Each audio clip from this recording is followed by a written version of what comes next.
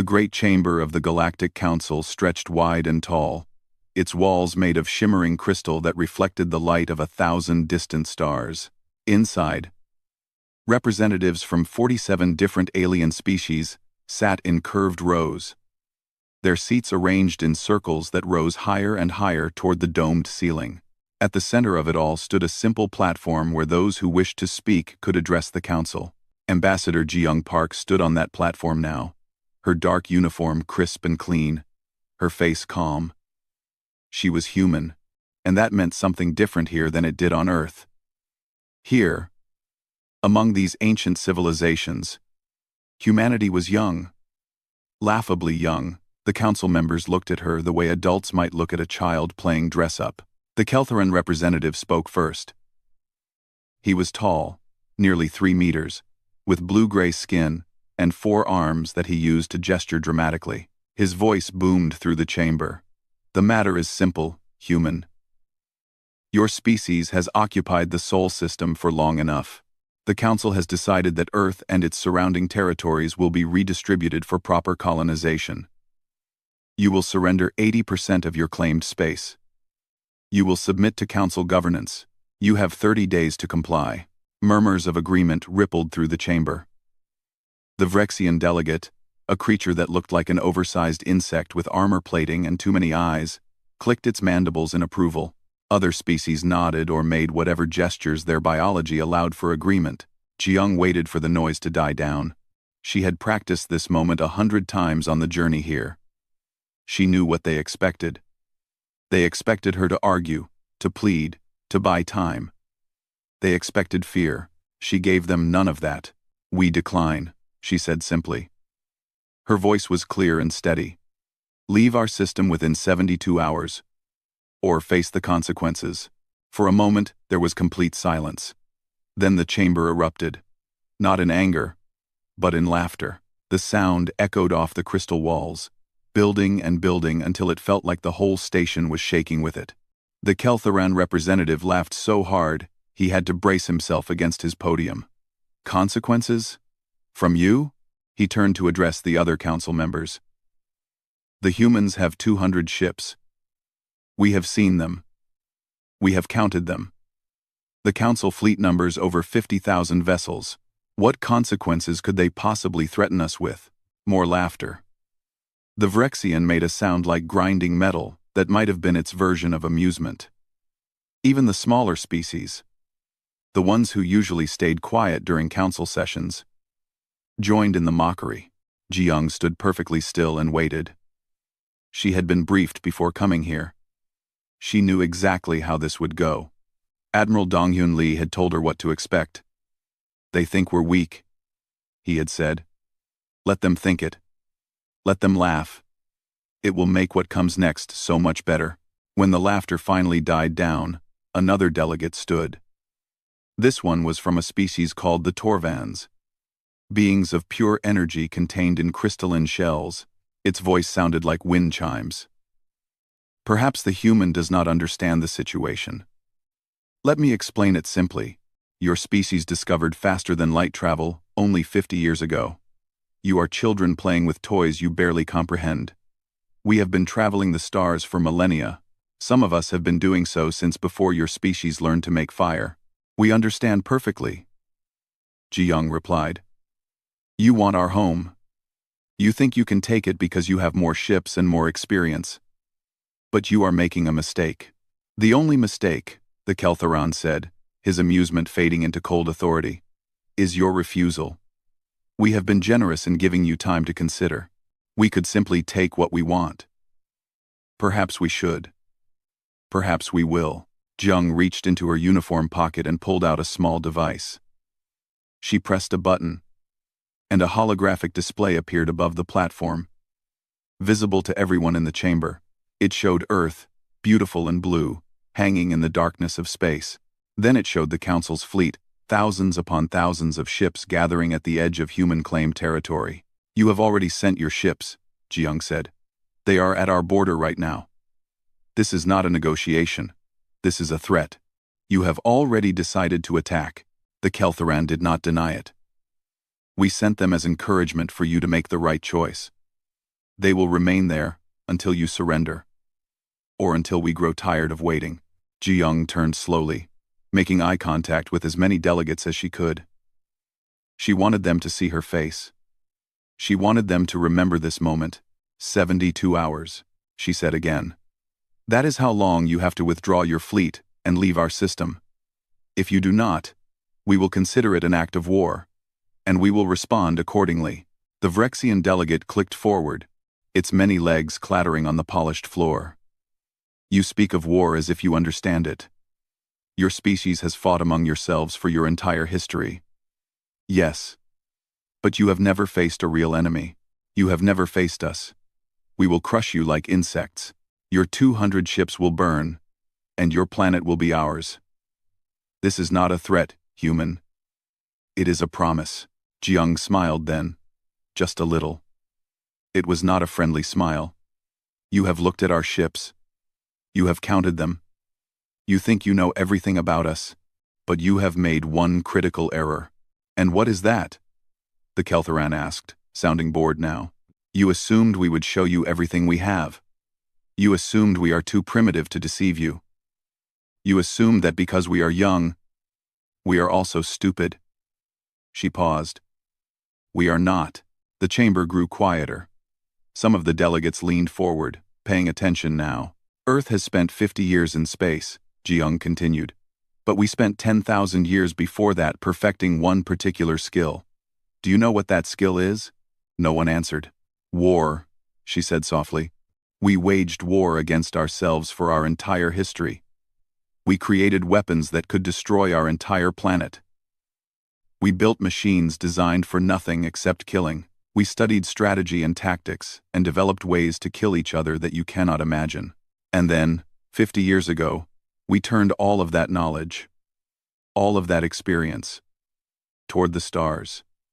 We did not waste time exploring peacefully. We did not waste time making friends.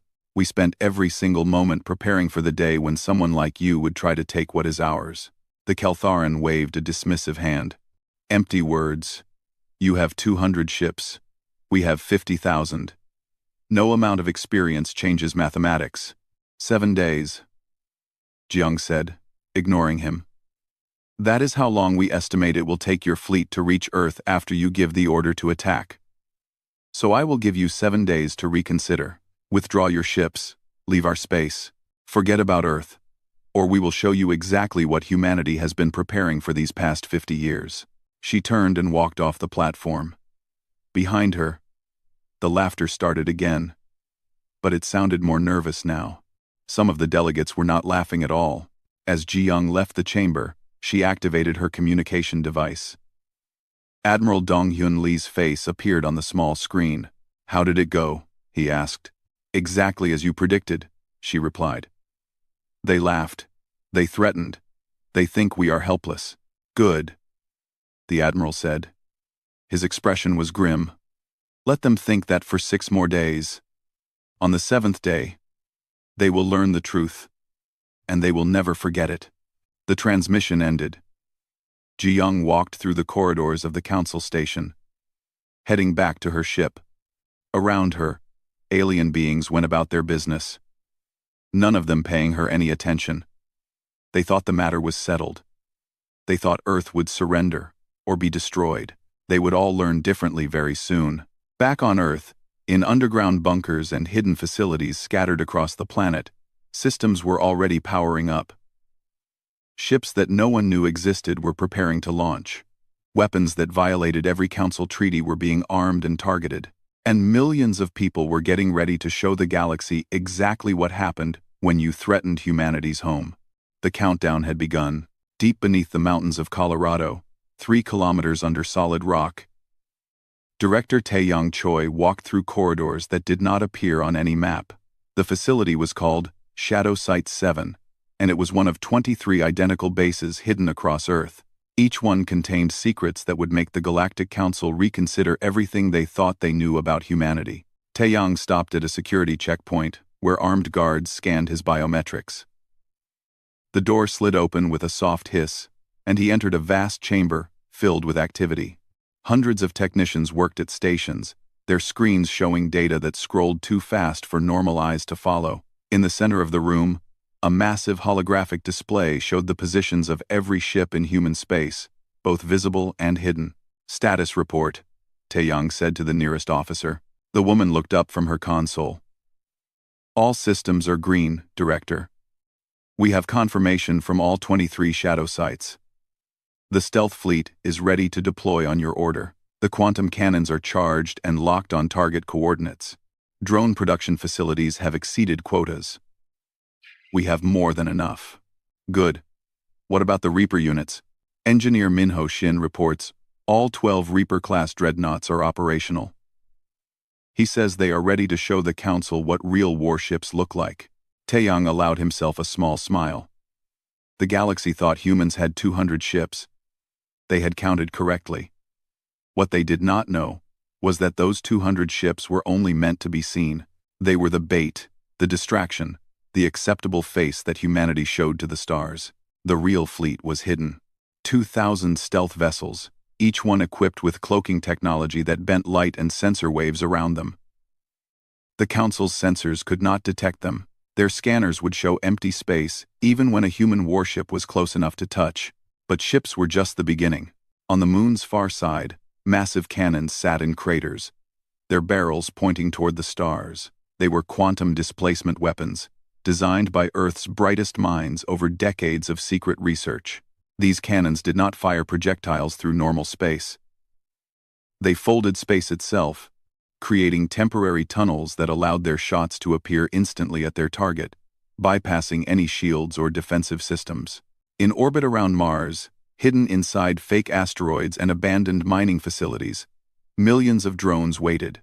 Each one was the size of a human fist, nearly impossible to see, and carried enough antimatter to vaporize a ship 10 times its size.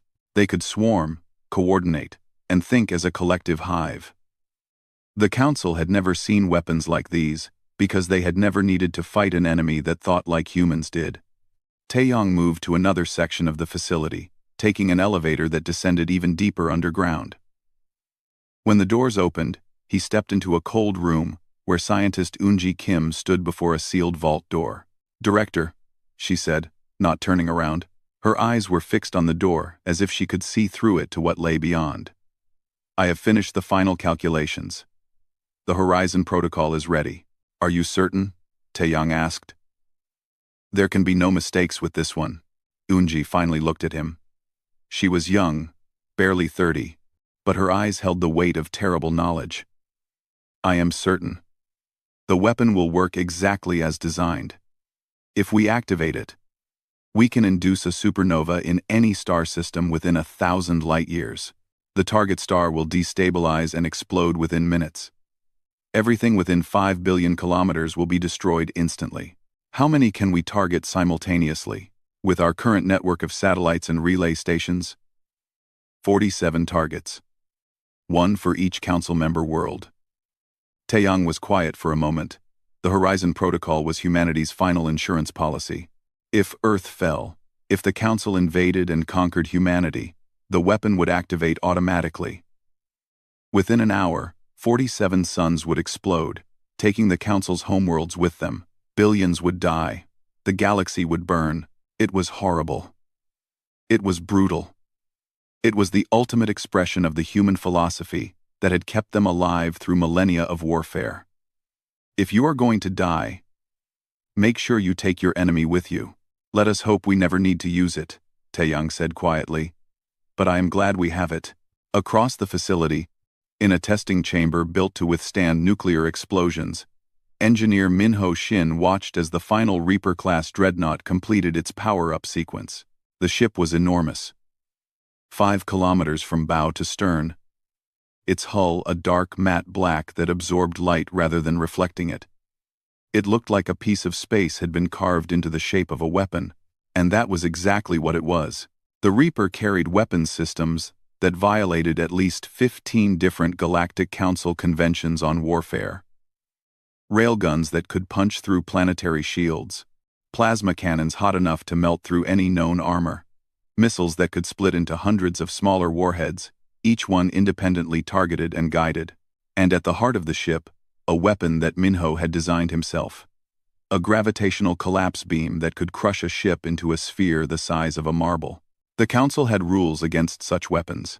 They had treaties and agreements that all civilized species signed, promising never to build or use tools of mass destruction. Humanity had never signed those treaties. No one had asked them to. The Council assumed humans were too primitive to build anything that would violate the agreements. They were wrong. "Beautiful, isn't she?" asked a voice behind Minho. He turned to see Colonel Somin Yoon walking into the chamber. She commanded the Phantom Strike Division, the elite pilots who would fly the stealth ships into battle. She was small, barely reaching Minho's shoulder. But everyone who knew her understood that size meant nothing. She was one of the most dangerous humans alive.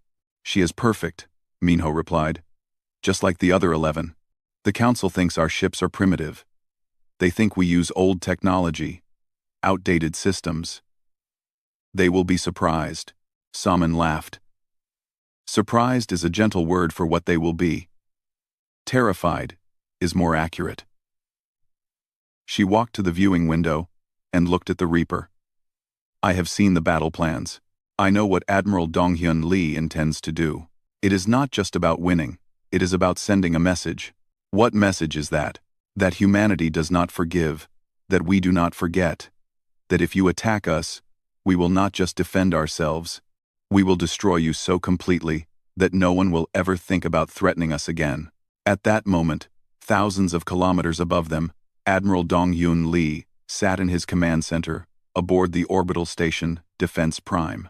Around him, dozens of officers monitored every aspect of Earth's defensive network. Screens showed the Council fleet at the edge of the solar system, exactly where intelligence had predicted they would be. 12,000 alien warships. It was the largest invasion force the Council had ever assembled. They thought it would be more than enough to crush humanity. They had no idea what was waiting for them. "Admiral," said one of his officers, "we are receiving a transmission from the Council fleet. They are demanding we prepare to receive their diplomatic envoy." "Ignore it," the Admiral said calmly. They had their chance to talk. Ambassador Jiang gave them every opportunity to withdraw peacefully. They refused. Now they will learn what happens when you mistake human mercy for human weakness. He pulled up a display showing the hidden fleet. 2,000 ships, all ready to deploy. Each one crewed by volunteers who knew exactly what they were fighting for. They were not fighting for territory or resources or political power. They were fighting for their home, for their families, for the simple right to exist without bowing to anyone. "How long until they cross into the engagement zone?" the Admiral asked. 6 days, 17 hours, replied his tactical officer. "Good. Begin moving our visible fleet into position. Let them think we are preparing for a desperate last stand. Let them think they have already won. And then, when they are close enough, when they are committed, and cannot retreat." End quote. He paused, looking at the holographic display of the solar system. "Then we show them what Earth really is. We show them that humanity did not climb to the top of the food chain on our planet by being weak. We show them that we are predators, and they have just become our prey." In bases and stations across Earth and its colonies, thousands of people prepared for war. Soldiers checked their weapons. Engineers ran final diagnostics on systems that had been built in secret over decades. Pilots climbed into cockpits of ships that officially did not exist. And deep in the Pacific Ocean, in a trench so deep that sunlight had never reached it, the final weapon powered on. It was called the Kraken Protocol. And it was something the Council could not have imagined, even in their worst nightmares. Earth was ready, the Council fleet was coming, and they had no idea what they were about to face. Captain Hyun-Woo Kang stood on the bridge of the EDS Defiance, watching the Council fleet approach on his displays. 12,000 ships moved through space like a swarm of locusts, blotting out the stars behind them. They maintained perfect formation, showing discipline and confidence that came from thousands of years of military tradition. They had no idea they were already surrounded. "Status?" Hyun-Woo asked his crew. "All systems operational, Captain," replied his tactical officer. "The enemy will be in firing range in 40 minutes. They are not attempting to hide their approach. or use any tactical deception. They are coming straight at us. Why would they hide? Muttered the weapons officer. They think they have already won. Hyunwoo allowed himself a grim smile. Let them think that. Maintain our position near Mars orbit. Make it look like we are preparing for a desperate defensive stand. All ships in the visible fleet are to hold formation and wait for my signal. Around him, 200 human ships held their positions. They were good ships, well armed and crewed by some of Earth's best personnel, but against 12,000 alien vessels, they looked hopelessly outmatched. That was the point. The Council fleet continued its advance. On the flagship of the alien armada, the Kelthoran warlord watched his displays with satisfaction.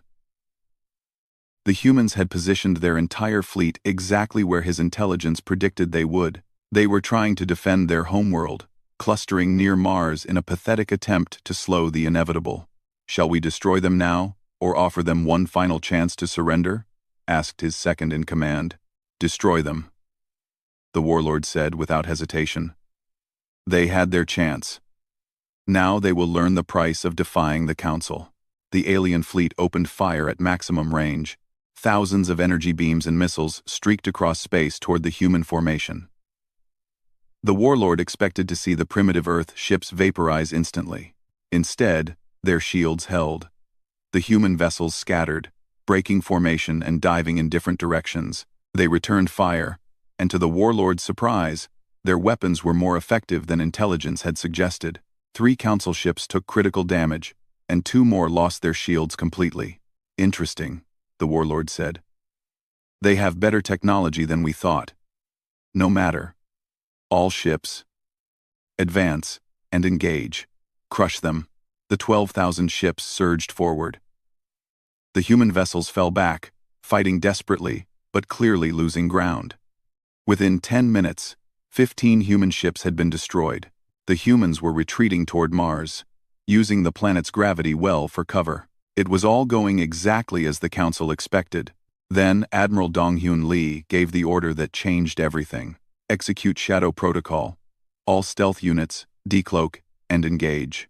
Across the battlefield, space itself seemed to tear open as 2,000 ships suddenly became visible.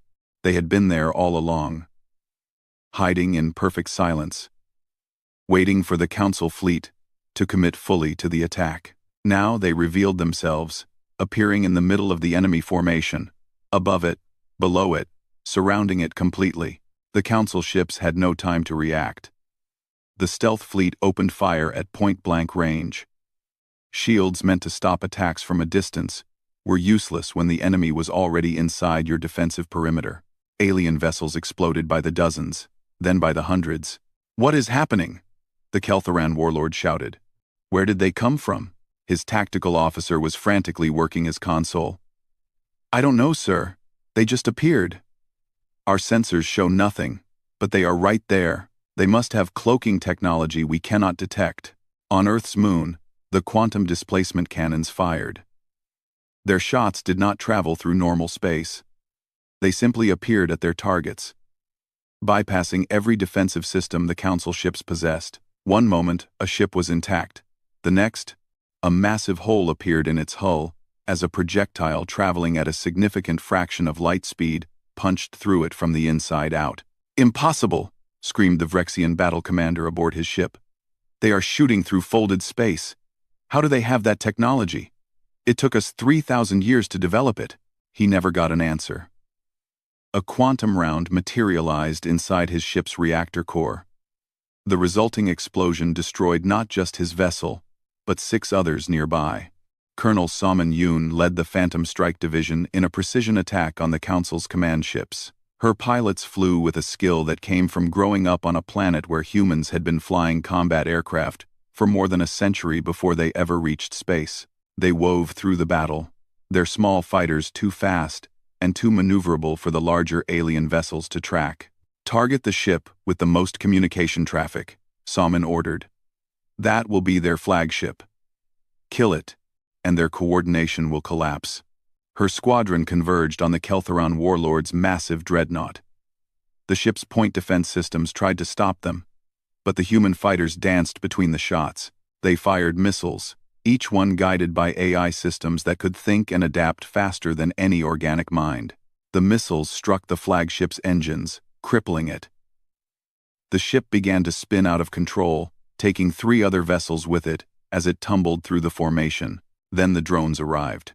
Millions of tiny machines, each one barely visible, swarmed into the battle space.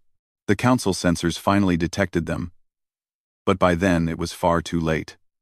The drones moved like a school of fish, coordinating perfectly, surrounding isolated ships, and detonating against their hulls. Each explosion was small, but millions of small explosions happening simultaneously could tear apart even the largest warship. A Council destroyer tried to flee, its engines burning at maximum power. The drones caught it anyway, covering the hull in a silver cloud. Then, they detonated all at once, and the ship simply ceased to exist. "Retreat!" the Kelthoran warlord finally ordered. "All ships, emergency withdrawal. Get us out of this system." But Admiral Dong-Hyun Lee had planned for that too. Hidden among the asteroids of the belt between Mars and Jupiter, more weapons activated. These were gravity wells, devices that distorted space-time itself, making faster-than-light travel impossible within their range. The Council ships could not jump to safety. They were trapped. The battle became a slaughter. The Council's numerical advantage meant nothing when they could not see half the enemy ships, when their shields could not stop weapons that bypassed normal space, when millions of drones swarmed them from all directions. Hyunwoo watched from the Defiance as a Kelthoran battlecruiser broke apart under concentrated fire from 3 stealth ships. Tactical. What is our casualty count? 23 ships destroyed, Captain.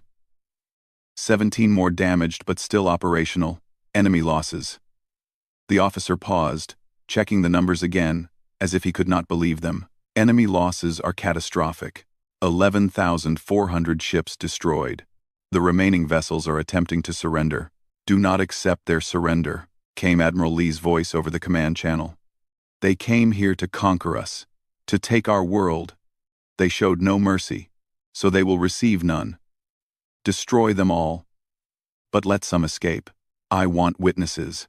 I want them to tell the Council what happened here." 4 hours after the battle began, it was over.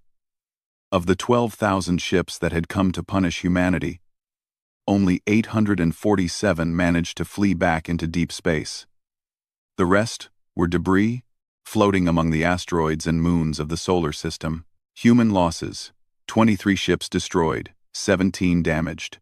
Council losses: over 11,000 vessels and hundreds of thousands of lives.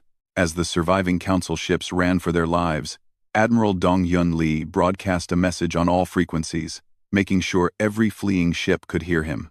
"You came to our home. You threatened our people. You believed we were weak because we are young.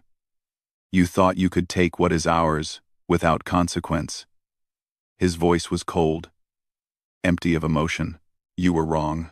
This is your only warning. Return to the Council. Tell them what you saw here. Tell them that Earth remembers. Tell them that we are not victims. We are not prey. And if they ever threaten us again, we will not stop with defending our system. We will bring this war to every Council world. We will show the entire galaxy what happens when you make humans angry." The transmission ended. The surviving Council ships did not slow down. They ran, broadcasting distress calls, warning everyone they could reach about what they had encountered. On Earth, in cities across the planet, people watched the battle on their screens. When it ended, when the numbers were confirmed, the celebrations began. Humanity had faced the greatest military force the galaxy could assemble, and they had crushed it. But in his command center, Admiral Dong-Hyun Lee did not celebrate. He looked at the tactical display, at the debris field where thousands had died. And he began planning the next phase. "Prepare the fleet," he ordered. "We are going on the offensive." The Council wanted war. Now they are going to get more of it than they can handle. The news of the disaster at Earth reached the Galactic Council within days. The 800 surviving ships limped home, their crews traumatized, and their commanders barely coherent. When the Kelthoran warlord was brought before the Council to explain what had happened, He could only repeat the same words over and over. They were waiting for us. They knew everything. They had weapons we have never seen.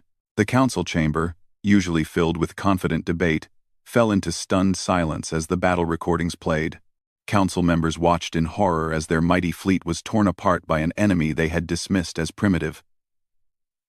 Some refused to believe it was real. Others demanded immediate action. "We must assemble a larger fleet," declared the Vrexian representative, his voice shaking with rage and fear. "Send 50,000 ships. Send 100,000. Wipe humanity from existence before they become too dangerous." But before the council could agree on anything, the humans made their next move. Commander Narihan sat in the command seat of the stealth ship Shadow Walker, deep inside Kelthoran space. Around her, 20 other stealth vessels held position in orbit above the Kelthoran Empire's primary shipyard facility. The massive construction docks stretched across millions of cubic kilometers of space, with hundreds of vessels in various stages of construction. "All teams, status check," Nari said quietly. One by one, her team leaders reported in.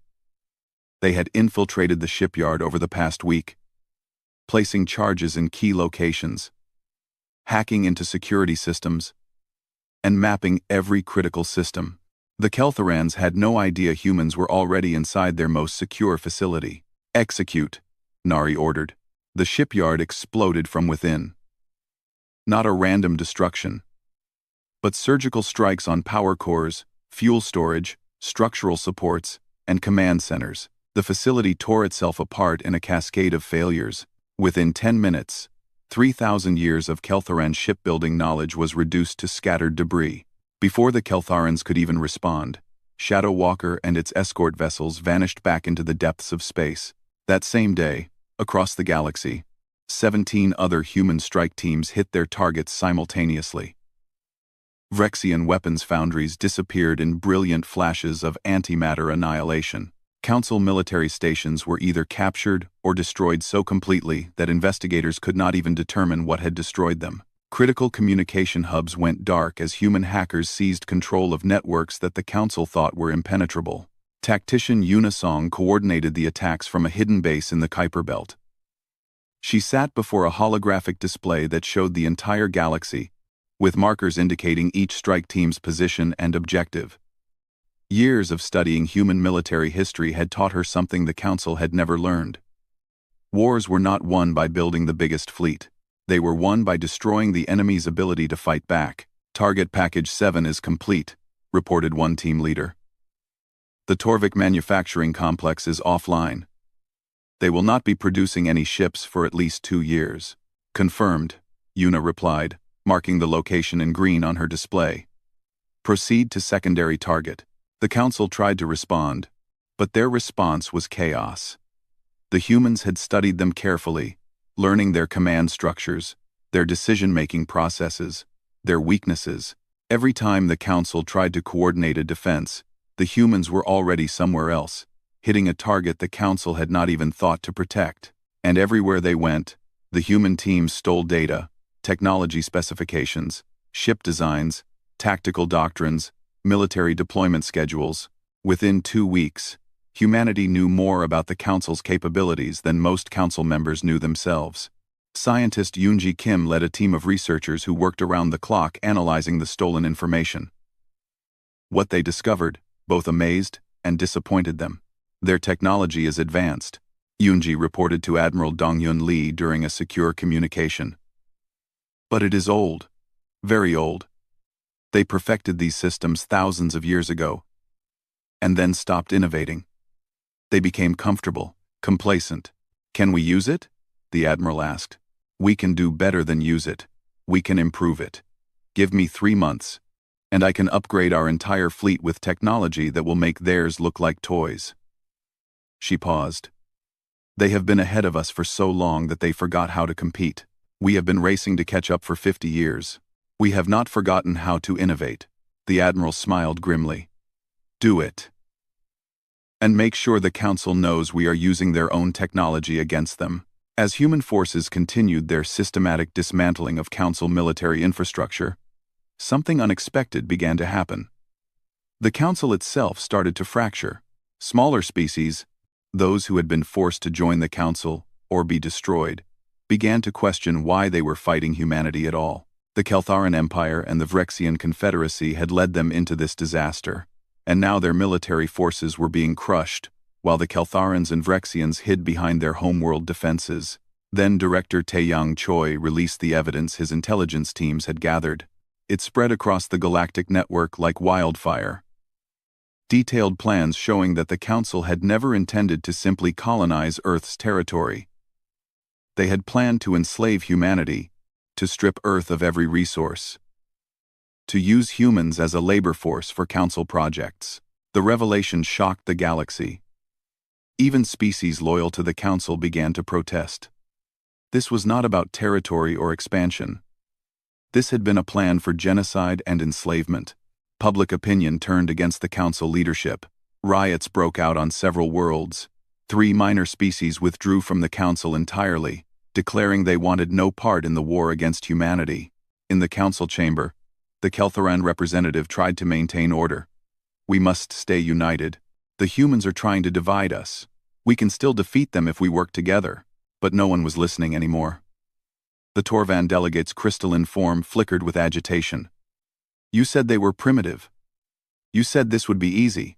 Now our military is in ruins, our people are dying, and we discover you plan to commit atrocities.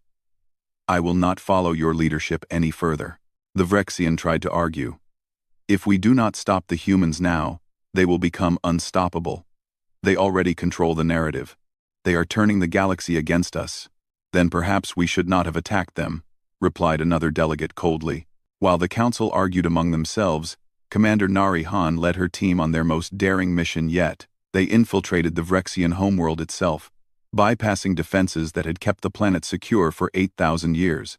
They did not attack the population or destroy cities. Instead, they hacked into the planetary defense grid and sent a simple message that appeared on every screen across the planet. "This is a message from Earth. We could have destroyed your world today. We had the opportunity.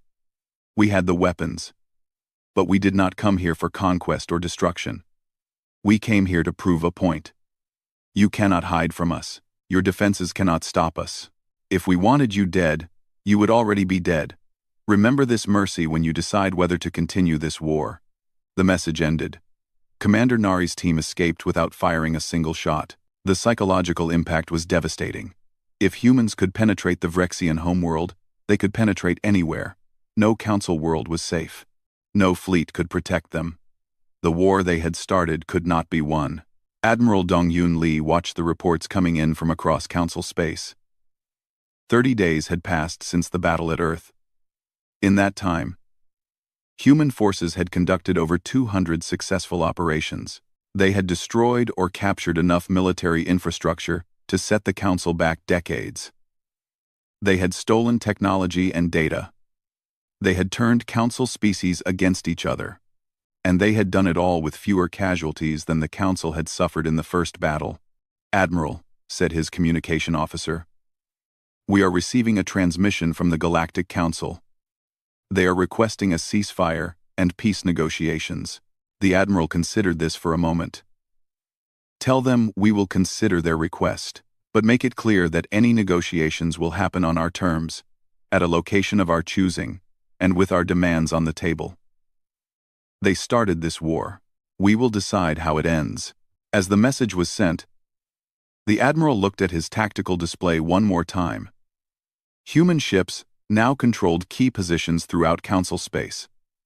Not occupying, just watching, reminding the Council that Earth could strike anywhere, anytime. The galaxy had learned a hard lesson. Humanity was not prey. They were the hunters. And they had just shown everyone exactly what that meant. 6 months after the war began, Ambassador Ji-Young Park walked into the Galactic Council chamber once again. But this time, everything was different. The seats that had been filled with confident, mocking delegates were now occupied by beings who looked exhausted and defeated. The crystal walls that had sparkled with reflected starlight now seemed dim and cold. The chamber itself had been rebuilt. Human weapons had destroyed the original structure during a demonstration of what Earth could do if negotiations failed. The new chamber was smaller, simpler, and designed with human input. It was a physical reminder that the galaxy had changed. Jiyoung took her place at the central platform. This time, no one laughed.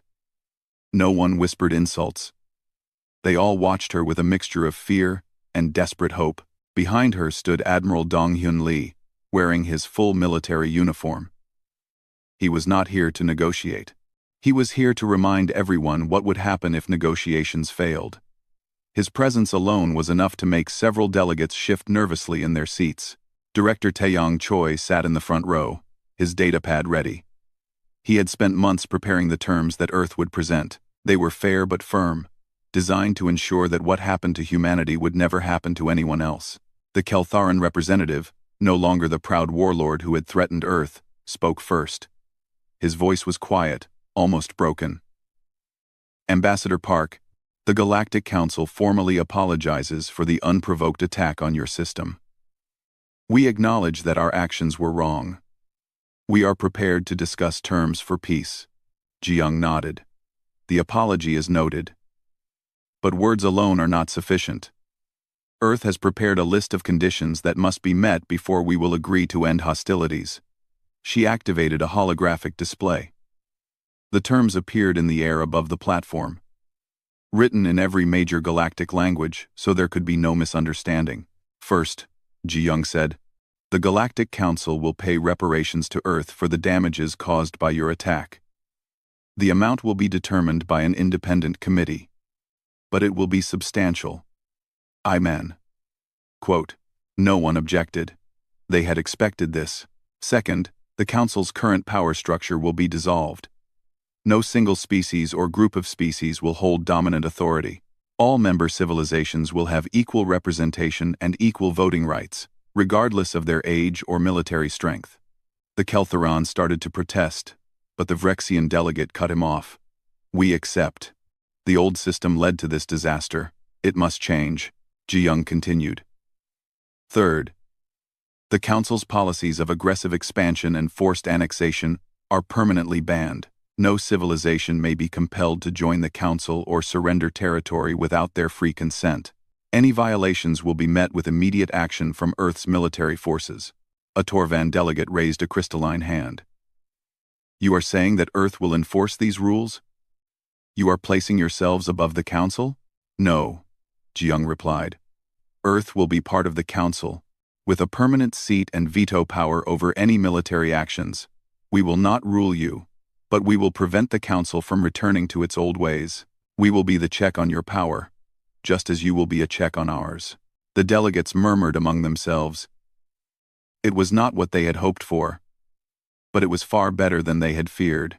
They had expected Earth to demand complete submission, to impose harsh occupation, to take revenge for the attack. Instead, humans were offering partnership, with safeguards. Fourth, Jiyoung said, her voice harder now, if any Council member or outside force attacks Earth or any of our allied civilizations, we will activate the Horizon Protocol. Silence fell across the chamber. They had all heard rumors about this mysterious weapon, but no one knew exactly what it was. Scientist Eunji Kim stood and walked to the platform. She was young, and many of the older delegates looked at her with confusion, wondering why someone so young was being given such an important role. They would understand soon enough. The Horizon Protocol, Eunji explained, bringing up a new display, is a weapon system we developed as our final insurance policy. It consists of satellites and relay stations positioned throughout the galaxy. When activated, it can induce a supernova in any targeted star system. She let that sink in for a moment. The chamber remained absolutely silent. Currently, we have 47 stars targeted. One for each Council member's home system. If Earth is destroyed, if our civilization is wiped out, the system will activate automatically. Within 1 hour, 47 suns will explode. Billions of lives will be lost. Entire civilizations will be erased. A delegate from a small species called the Plenari stood up, his voice shaking. You are threatening to commit genocide. This is madness. Yunji looked at him calmly. We built this weapon because you came to our world with the intention of enslaving us. You forced us to create a deterrent so terrible that no one would ever attack us again. If you think it is madness, remember that you created the circumstances that made it necessary. Admiral Dongyun Lee stepped forward. Let me be clear. Earth has no desire to use this weapon. It exists for one purpose only, to ensure our survival. If you leave us in peace, it will never be activated. But if anyone, anywhere, decides to attack humanity again, they will take the entire council with them into oblivion. The threat was absolute. The message was clear. Earth was offering peace, but it was a peace enforced by the promise of mutual destruction. There is one final term, Ji Young said. Earth is establishing the Terran Accord, a new alliance for smaller and younger civilizations. Any species that feels threatened by larger powers may request Earth's protection. We will defend them as we defend ourselves. This caused a stir. Many smaller species had suffered under Council domination for centuries. The idea that they could now have protection from a power strong enough to defeat the Council's military was revolutionary. Within minutes, 12 different species requested immediate admission to the Terran Accord. By the end of the day, that number had grown to 37. The Keltharan delegate looked at Ji Young with something like resignation. You have defeated us. You have dismantled our military. You have turned half the galaxy against us, and now you offer us peace and partnership instead of destruction. I do not understand humans. Why show mercy now? Ji Young was quiet for a moment, choosing her words carefully. You came to our world believing that might makes right. You thought our youth made us weak. But you forgot something important about humanity. Yes, we are good at war. Yes, we can be ruthless when necessary. But we are also good at building, at cooperating, at creating order from chaos. She gestured to the chamber around them. We spent 10,000 years fighting among ourselves on Earth. We built weapons that could destroy our own planet. We perfected the art of killing each other. But we also learned something from all that violence. We learned that endless war serves no one. We learned that after you win, you have to build something better than what came before. Admiral Dongyun Lee nodded. You attacked us, so we destroyed your military. That was war. But now the war is over. Now comes the harder part. Building a galaxy where no one needs to fear attack. Where young civilizations are not enslaved. Where strength is used to protect, rather than conquer. Director Taeyang Choi stood. The Terran Accord will have 3 primary rules. First, members may not attack each other.